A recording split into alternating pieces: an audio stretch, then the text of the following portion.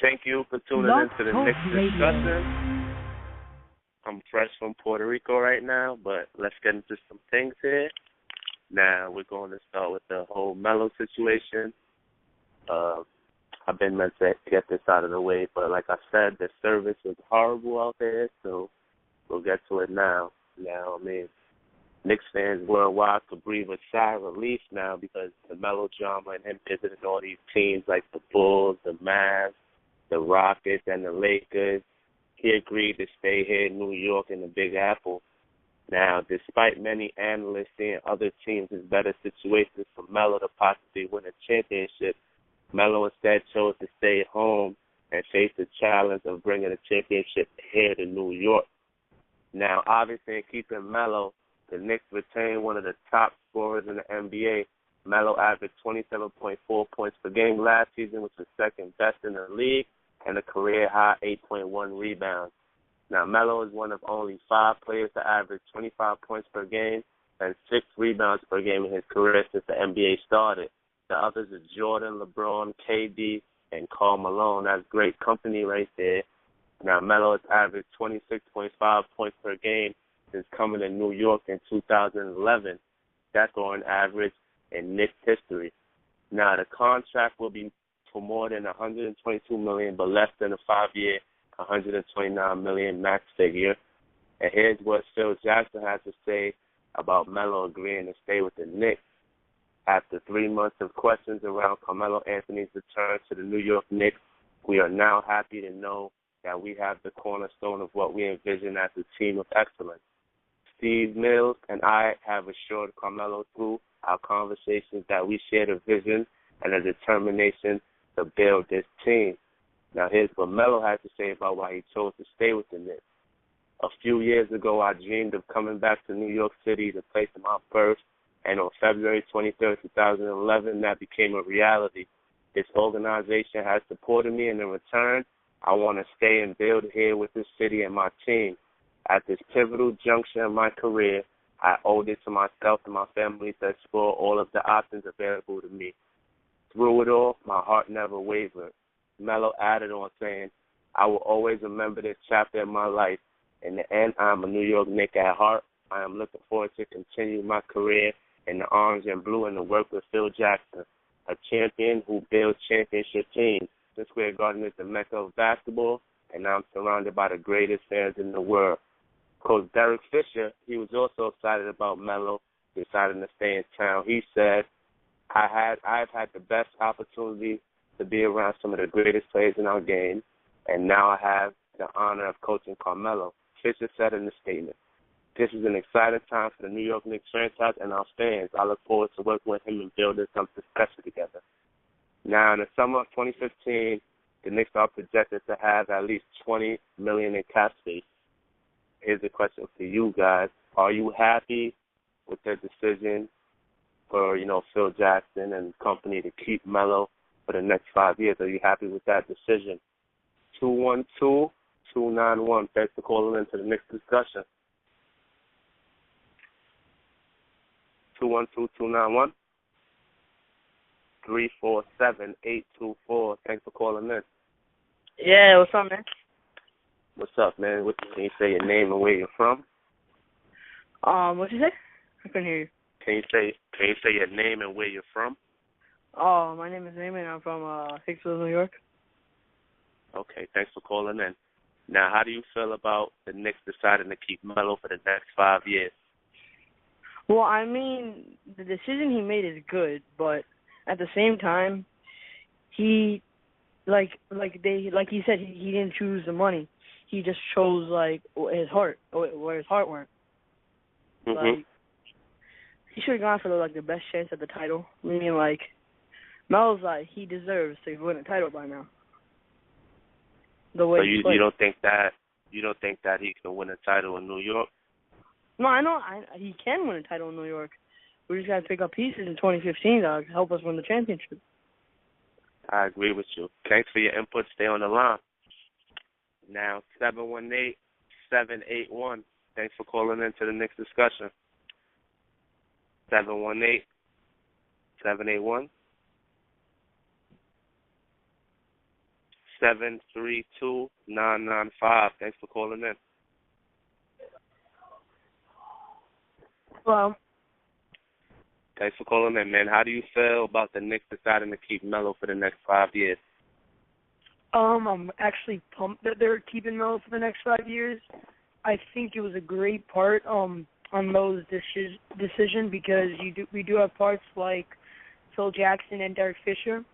Even though Derek Fisher is a rookie head coach, as you saw with Jason Kidd, just because you're a rookie head coach doesn't mean you can't bring your team to a playoffs in the first year. I agree with you on that. And I think that it's going to start with Melo. I mean, he's going to be the centerpiece of the Knicks, and it's going to be exciting to see how Phil Jackson builds around him. Thanks for calling in, man, and just stay on the line. Now, 347-824. Thanks for calling in. Oh, did I already get you on the line? What? Did I already get you on the line? Oh, yeah. Okay, sorry about that. Now, one of the things that a lot of fans were wondering was how would Melo fit in the triangle offense, because as we all know, that's what the Knicks are going to install, the triangle offense.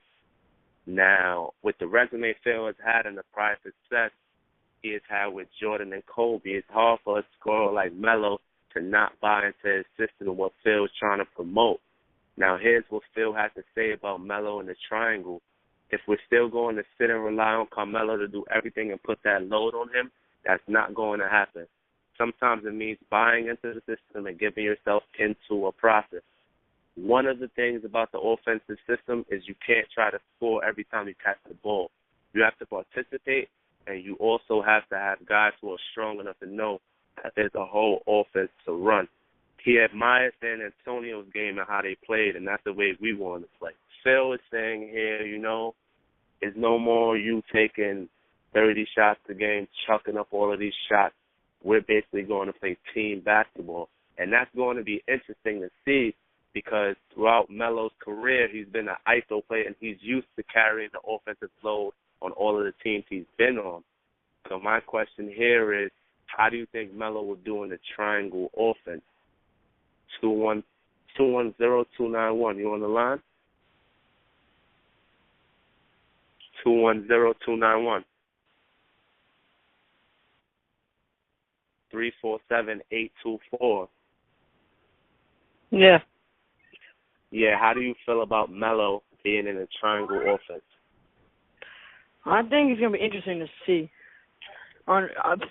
Seeing him play under one of the great Phil Jackson, and like it's gonna be interesting to see how he plays out. Because like in the summer league, how they like a little bit started to play with the triangle offense. Well, it seems pretty good. Our team's getting used to it. Yeah, Coach Derek Fisher and Phil Jackson, they planned on installing the triangle offense as soon as possible. Like you said, they were running it in the summer league. So I just can't wait to see how Melo fits into the triangle, honestly, because all of the players who played in the triangle under Phil Jackson, they've seen a whole bunch of success. So I'm hoping the same will happen here in New York. Now, thanks for your input and stay on the line. 973-641. Yeah, it's me. Yeah, how do you feel about, how do you think Melo is going to do in the triangle offense? Well, I think he's probably going to do okay because he's more of an ISO player and he's more of a skilled shooter. The triangle offense is probably really going to revolve around him because he's a great shooter. He's one of the best shooters in the NBA right now. And Phil Jackson knows that, so he's going to try to revolve the triangle offense around Melo. Yep, it's definitely going to be interesting to see. Thanks for your input and stay on the line. 848-223. That's me. 848-2. Yeah, man, thanks for calling in to the next discussion. How do you think Melo is going to do in the triangle offense? I think he's going to do really well because the triangle offense is supposed to space out the floor and he can get wide open shots with Calderon and a point guard. Yep, definitely. I mean, like I said, Kobe was in the triangle offense, and Kobe said that Melo is the hardest guy to defend, and Jordan was in the triangle offense. I mean, only great scorers and great players could strive in the triangle, and I think Melo is the one. A lot of fans feel that Melo is, the guy who's next in line. So I'm hoping he can adapt to the triangle and just flow with it, man. But thanks for your input and stay on the line. 732-995. Thanks for calling in. Hey, 732. Hello. Yeah, man. Thanks for calling in. Now, how do you feel about Melo in the triangle offense? Well, at first, I think he's not going to do that great, but I think he's going to have to more adapt to the triangle offense. But overall, I do think that he like Kobe and like Jordan, he will adapt and he will get better and he will maybe win rings. But another thing that I think is going to be big on their part, on the Knicks' part, not just with Melo, but the guys around him. I think Amon Shumpert, if they do keep him, he's going to have to step up his game. I think Tim Hardaway is going to have to be a better shooter. Yep, I agree with you. Even J.R. Smith has to step up his game this year. But, I mean, the triangle system, the whole purpose of the triangle system is to create better shots for everyone on the floor. So, I mean, I'm just hoping that everyone can step up to the plate this year and hit more shots and help Melo. Hopefully he doesn't have to carry the load like always. But thanks for your input, man, and stay on the line. Now let's move on to our next topic here. Let's talk about who the Knicks drafted. With those picks that the Knicks got from the Mavericks, they ended up drafting Anthony early and Thanasis and Antetokounmpo. I try saying his name. I'll call him the Greek freak. But early is a New York product. He was labeled as a steal by most fans, and the Knicks picked him at number 34. Now, early averaged 15.4 points per game last season in college, and he finished shooting 48.6% as a senior. And his college, Wichita State, they finished 35-1. A lot of people remember early for going off against Kentucky, where he had a solid game, finishing with 31 points in 39 minutes. Now, here's what Anthony has to say about the Knicks picking him. Me for a reason, and whatever that reason is, I just got to continue to develop. It's Phil, man. Now, the Knicks also took Thanasis and Antetokounmpo. So he's from Greece, and he played for the Delaware 87ers, which is a D-League team. And Thanasis averaged 12 points and 4.3 rebounds per game for the 87ers in the D-League last season. And like I said, Thanasis has a brother who starts on the Bucks. His name is Giannis. Now, the Knicks also acquired rights to Louis Laborai, the 57th overall selection from the Pacers for cash consideration. Laborai is 6'10", 200 pounds, and he's 22 years old and played professionally in France for the past 3 seasons. Now, so far in the Summer League, the first game in the Summer League, he had 13 points on 5 of 10 shooting against the Mavericks. And Thanasis had 7 points on 3 of 8 shooting against the Blazers. Early had 11 points, 6 rebounds, and 3 assists. Thanasis had 4 points, 3 rebounds, and 2 assists. Against the Hornets, Thanasis had 4 points, 3 steals, 2 rebounds, and 1 assist. Early didn't play in the game due to a sprained ankle. Against the D-League select team, Early had 7 points on 2 of 5 shooting. He also had 2 rebounds. Early had to leave this game early, though, due to a cut he suffered on his chin. He got 6 stitches, nothing major, though. He'll be fine.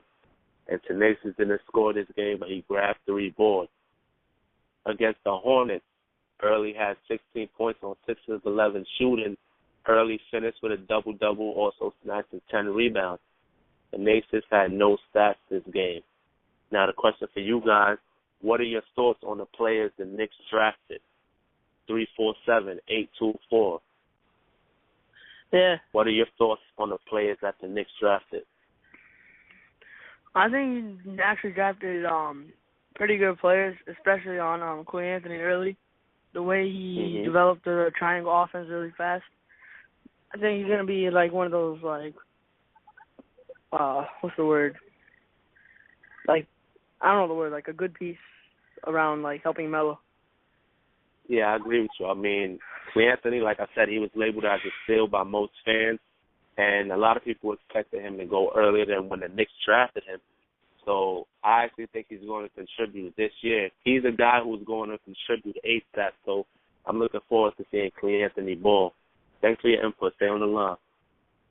848-223. 848-223. I'm here. Yeah, what are your thoughts on the players that the Knicks drafted? I think they were great pickups, especially Clay Anthony early. With him supposed to go in the first round, but getting him in the second round. Mhm. And then I don't know if I'm saying it right, but Antetokounmpo, that's how you say it. Yeah, I said his name wrong probably too, so don't worry. I heard. Well, supposedly, I heard he was like a good player in the D League, and someone also said he's getting put in Europe for a year. I'm just saying like that. Yeah, the Knicks says he's a pretty good defender, but yeah, I don't think he's going to be in the NBA this year. But Clay Anthony on the other end, he will be, and he's going to be expected to step up now. I mean, I see Clay Anthony getting some pretty good minutes off the bench this year, and he just might produce, so I'm looking forward to seeing it. But thanks for your input. Stay on the line. 210-291. Thanks for calling in. What's up, man? What's up, man? What are your thoughts? What are your thoughts on the players that the Knicks drafted? They're good, man. It's 2 years in a row. Like, man, well, Hardaway and then early, we're doing pretty good. Yep, I agree with you, man. I mean, early is a guy who he has a pretty good overall game, man. He can hit the mid-range jumper. He can fly. So I'm looking forward to him in that second unit with Hardaway Jr., Prigioni. I mean, it's going to be interesting, man. I like early a lot. But thanks for your input, man, and stay on the line. 732-995. Yeah, man, what are your thoughts on the players that the Knicks drafted? My thoughts on the players that the Knicks drafted, I think that Clay Anthony early was a huge pickup, mostly because, as you said, he can knock down the mid-range, and he also can hit the three when he wants to. But and he can fly, yep. Yeah, Francis Antetokounmpo, whatever you want to call it, the Greek freak. Mm-hmm. I honestly think that when they do send him to Europe, if he does develop and he does show us with his stats from Europe that he can play in the NBA as a factor, as a role player, then I would take him. But I think it was a waste, honestly, picking him. I'm not in love with him. I think that we should have more got a more well-rounded player. I think he's too young for really the whole experience. But that other guy, that other guy that we acquired from the Indiana Pacers, the point guard, I think that he was a pretty good trade. I think that he can handle the ball and he's pretty well-rounded. Yeah, the other guy we acquired was actually a center from the Pacers, but both of those players, Laborai and Thanasis, they're not NBA ready now. Those were guys who still took as to see what they can do later on down the road, basically off of potential. So we'll have to wait and see with that. Thanasis, he's a known defender, so I think that's why Phil rolled the dice for him. He plays defense, and, let's see if he can develop and grow to be a good NBA player. But thanks for your input and stay on the line. Now, here's the next topic. Let's take a look at the Knicks roster. The current roster that the Knicks have now is basically the roster that we're going to see for the season. Not many more moves are going to be made. Now, point guard, the Knicks have Jose Calderon, Pablo Prigioni, and Shane Larkin. At shooting guard, Shumpert, J.R. Hardaway Jr. At small forward, we have Carmelo and Clay Anthony early. At power forward, Amari and Bargnani. At center, Samuel Dallenberg, Cole Aldridge, and Jason Smith. Now, the Knicks are deep at guard, so I don't know about Wayne Ellington making the team. The Knicks got Wayne Ellington in the trade with the Mavericks, but I think he's going to get cut. Now, I'm pretty sure one of the two remaining roster spots will go to Jeremy Tyler. Now, here's my question for you guys. What do you think the starting five should be when the season comes around? 813-335. Thanks for calling in. 335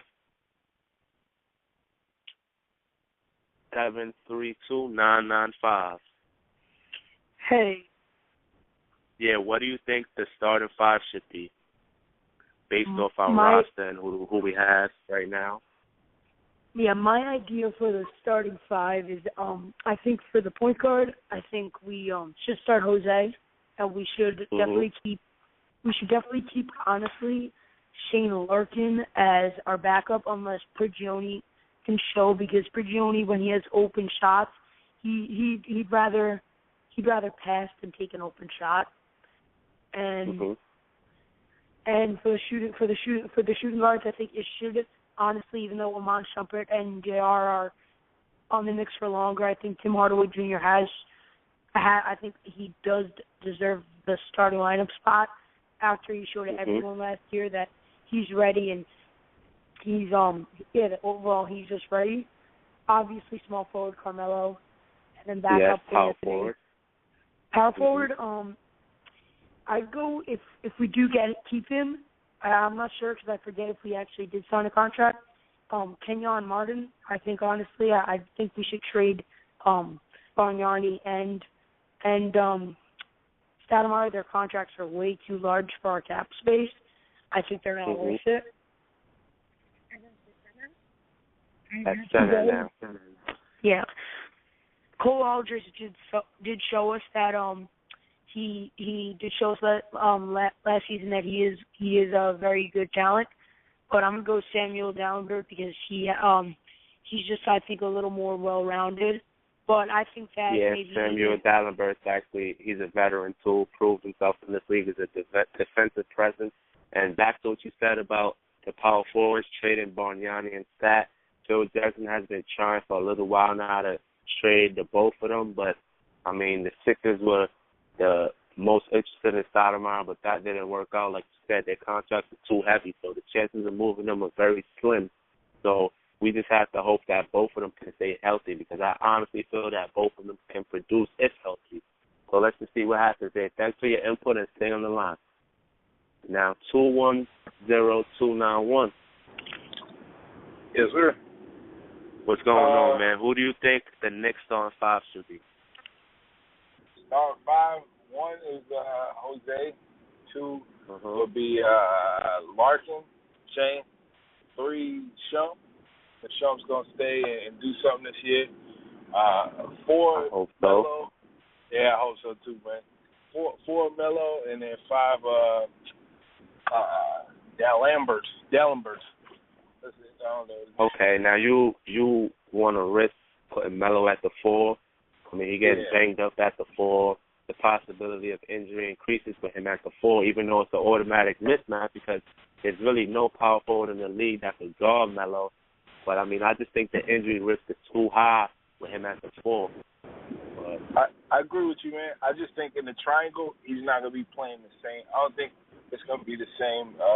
He'd be playing more pitch post or whatever. So maybe he's low. Yeah. That's true. He's not going to be down low in the paint, getting all gritty in the triangle. That's true. So, I mean, there's some options definitely for Coach Fisher. We're going to have to wait and see what he does. Thanks for your input, man, and stay on the line. Now, 848-223, who do you feel the starting five should be? I think the starting five should be Jose Calderon. At the shooting guard, I think it should be Iman Shumpert. Small forward, I think J.R. Smith. He should slide into the lineup. We might need some extra scoring. You want J.R. starting? Okay.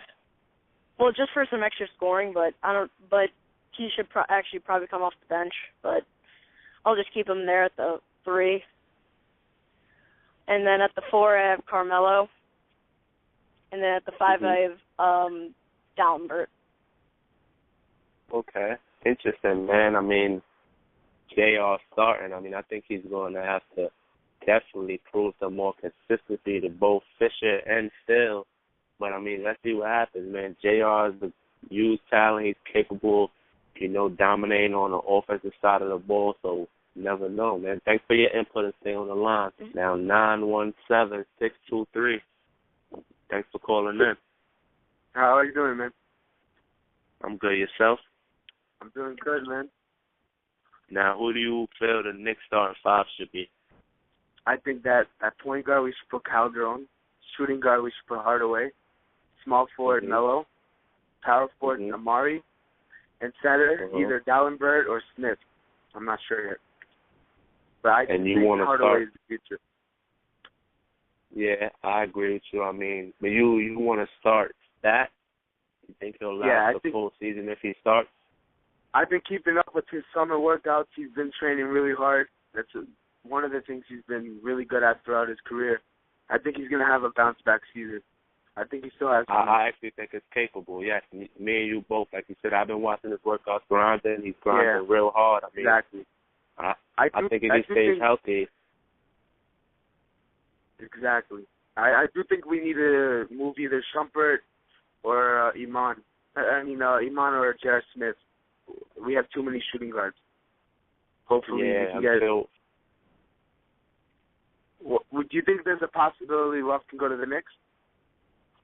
I mean, they denied that trade. I don't know. I don't know what else they want. I think they want some first-round picks or something because that was actually a pretty good trade in my opinion because there's no way Love is going to stay in Minnesota. He's definitely leaving somewhere. So I think that the Timberwolves are just looking for what they can get, like the most that they can get from a particular team. They'll take that. And I think they want draft picks, honestly. So whatever team offers them the most first-round draft picks, I think that's where they'll end up going. So thanks for your input, man, and stay on the line. Thank you. Now, here's one last topic I want to try to squeeze in real quick. Now, Melo recently said, I want to win. I don't care about the money. I believe Phil will do what he has to do to take care of that. I don't think we're that far away. People use the word rebuilding too loosely. Now, this is funny because when Melo signed his contract, everyone was saying, oh, he did it because he got paid the most money. Oh, this, that, and that. All he cares about is the money.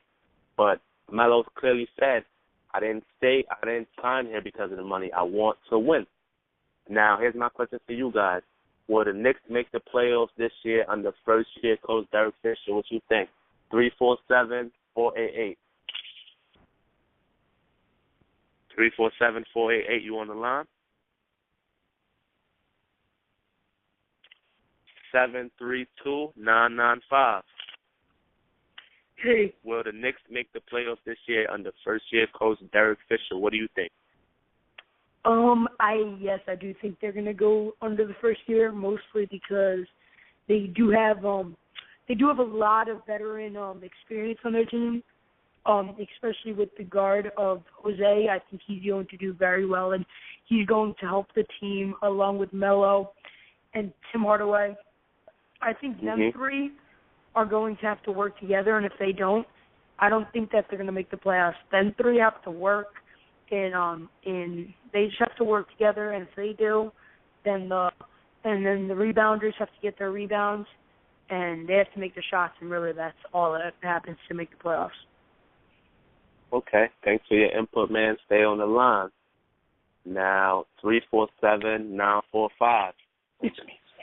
Hello? Do you think the Knicks will make the playoffs this year under first-year coach Derek Fisher? What do you think? Yeah, I think the Knicks will make the playoffs because now that they got Hardaway getting better and they got Shane Larkin and Wayne Ellington, I think they're gonna have a pretty not only decent starting lineup but a decent bench. And if they can move J.R. Smith and if they can try to get J.R. and a second-round pick for Greg Monroe, then their front court is going to be a little better. So I think they're going to make the playoffs like 7th or 8th seed. Okay. Now, that'll be the end of the show, guys. Stay tuned for future shows. Thanks to everyone who called in and everyone who listened. The next discussion.